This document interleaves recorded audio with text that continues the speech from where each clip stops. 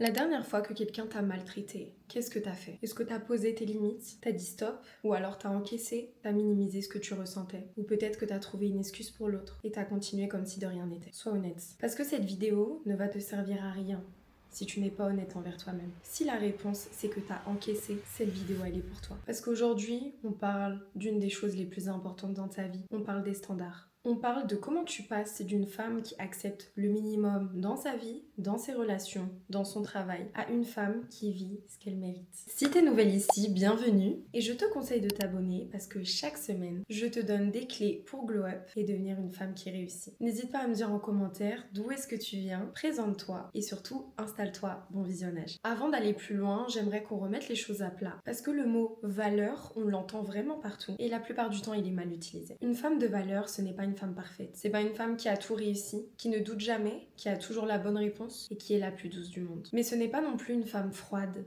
désintéressée, qui écrase les autres pour se sentir grande. Une femme de valeur, c'est une femme qui se connaît, qui sait ce qu'elle vaut. Pas parce que les autres le lui ont dit, mais parce qu'elle l'a décidé pour elle-même. Et surtout parce qu'elle connaît sa valeur en Christ. Une femme de valeur, c'est une femme qui a des standards, des lignes qu'elle ne franchit pas, des comportements qu'elle n'accepte pas, une façon d'être traitée de laquelle elle ne descend pas. Et il y a une chose que personne ne te dit sur la valeur, c'est qu'elle ne vient pas de ce que tu as. Elle ne vient pas de tes diplômes, elle ne vient pas de ton argent, de ce que tu possèdes, ou même de ce à quoi tu ressembles. Ta valeur vient de qui tu es et surtout de comment tu te traites. Parce qu'il y a une vérité qu'il faut que tu comprennes, c'est que les autres vont toujours te traiter à la hauteur de comment tu te traites. Il y a toujours des exceptions, mais tu montres clairement aux autres comment te traiter. Si toi-même, tu t'accordes le minimum, tu acceptes les situations qui te font mal, tu restes là où on ne te respecte pas, tu fais toujours passer les besoins des autres avant les tiens. Ou alors pire, que tu dis ouvertement que tu ne t'aimes pas, que tu te trouves laide, ou alors que tu ne vas pas au bout de tes projets. Les autres vont faire exactement pareil. Ils vont prendre ce que tu te donnes, et ils vont même prendre encore plus.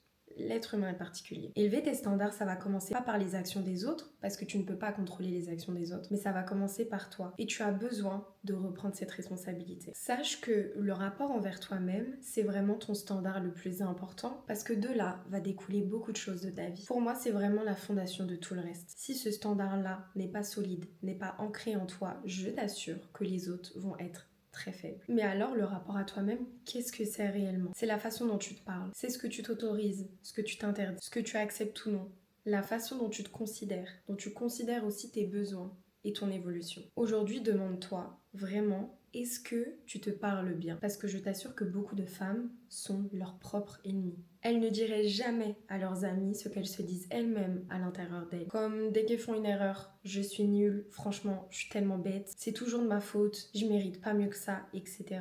Et encore pire quand tu commences à t'attaquer à ton physique. Ton dialogue intérieur, il va absolument tout construire ou alors il va tout détruire pour toi. Élever le standard que tu as envers toi-même, ça veut dire plusieurs choses très concrètes. Ça veut dire tenir les promesses que tu te fais à toi-même. J'ai l'impression que ça c'est vraiment la chose dont on parle le moins. Pourtant, je trouve que c'est une des choses les plus puissantes pour vraiment devenir une femme de valeur. Chaque fois que tu te dis demain je me lève tôt ou alors demain je me lève sans appuyer sur mon réveil et que tu ne le fais pas, tu t'envoies un message. Chaque fois que tu te dis cette semaine je vais travailler sur mon projet et que finalement tu ne prends pas le temps de le faire, tu t'envoies un message. Et ce message c'est je ne peux pas me faire confiance. Que même quand je me promets des choses à moi, je ne les tiens pas. Et après, du coup, tu pourrais te dire, ok, bah, du coup, pourquoi en fait les autres vont tenir leurs promesses envers moi? Et c'est un cercle tellement vicieux. Et il faut comprendre une chose, c'est qu'une femme qui ne se fait pas confiance va chercher cette validation partout ailleurs, chez les autres, dans des relations, dans la validation et l'approbation extérieure, à accepter le minimum, des miettes, parce qu'elle a besoin que les autres le confirment, qu'elle a de la valeur, parce qu'elle ne le fait pas pour elle-même. Alors on va commencer par là. Une promesse, une seule, que tu vas tenir. Et tu verras à quel point rien que ça va augmenter ta confiance en toi fois 1000. Élever tes standards envers toi-même, ça veut dire aussi prendre soin de toi. Pas juste te faire des beaux ongles, pas juste aller mettre une perruque. On parle vraiment de prendre soin de toi parce que tu comprends que tu le vaux bien. Si tu fais tout le temps tes ongles ou que tu fais de beaux cheveux uniquement pour plaire aux autres, ça ne compte même pas. Là, je te parle vraiment de prendre soin de toi parce que tu réalises que tu vaux la peine de prendre soin de toi. Évidemment, ça peut quand même être des ongles et mettre une perruque si tu veux mettre une perruque. Mais c'est vraiment pour insister sur le fait que quand tu prends soin de toi, dis-toi que tu le fais pour toi, parce que tu le vaux bien. Et ça peut passer par prendre soin de ton corps avec du sport,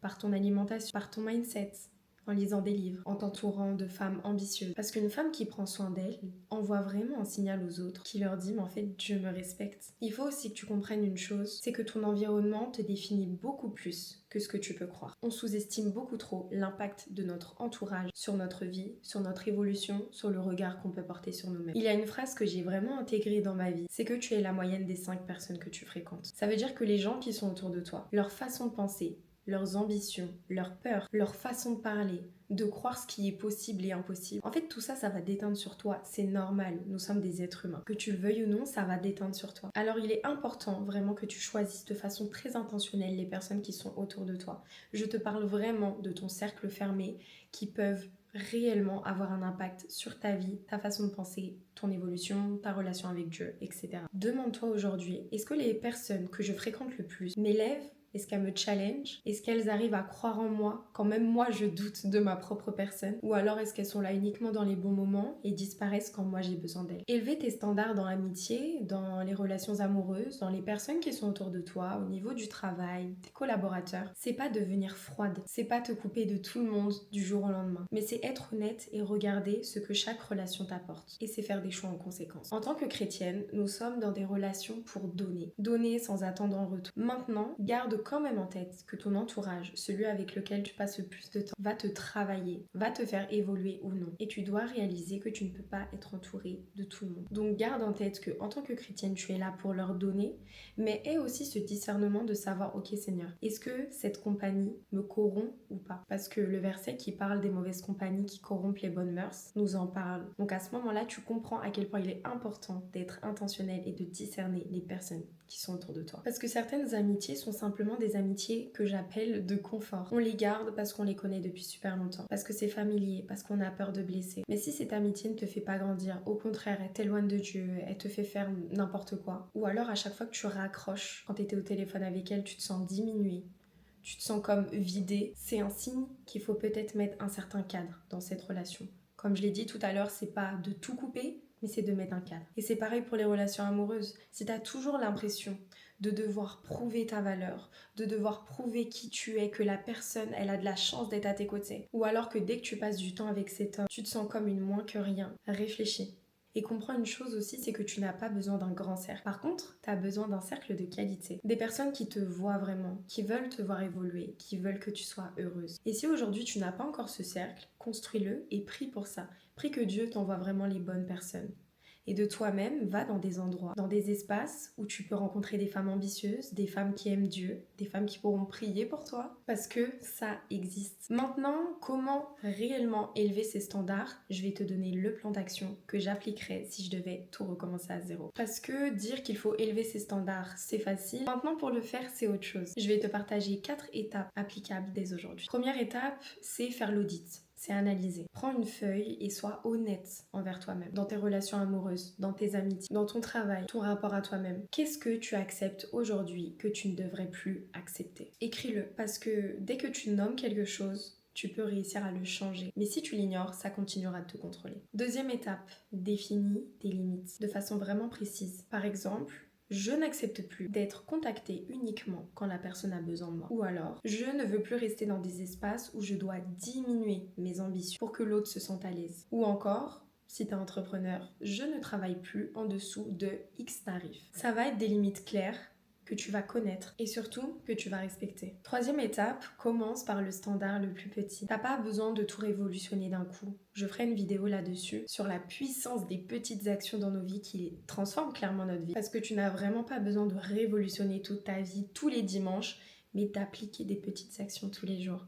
Et tu vas commencer aujourd'hui. Identifie une seule chose cette semaine que tu veux changer. Une conversation que tu veux avoir. Un nom que tu vas dire, un comportement que tu vas arrêter d'accepter dans ta vie. Et tiens ce standard dans ta vie tous les jours. Parce que tu verras que chaque standard que tu auras tenu et que tu vas continuer à tenir renforcera vraiment ta confiance en toi. Quatrième étape, et selon moi, c'est la plus importante, tiens tes standards, même quand c'est inconfortable. Parce que quand tu commences à élever tes standards, il y a certaines personnes, je t'assure, qui ne vont pas du tout apprécier. Il y a certaines personnes qui vont partir, qui vont te dire que tu as changé, et vont même essayer de te faire culpabiliser, te faire croire que ce que tu fais est mauvais. Des gens qui se sont habitués à ce que tu acceptes le minimum vont mal réagir quand tu vas arrêter de le faire. Et ça va te faire mal, c'est normal.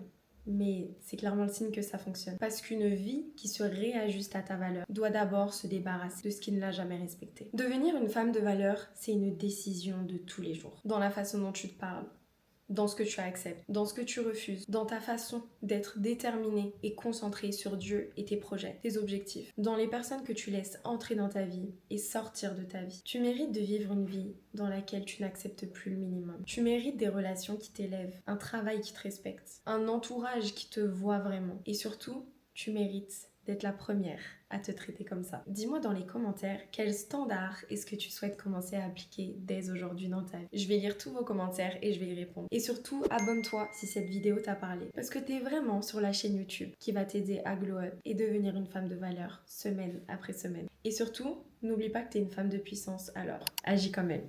Bisous!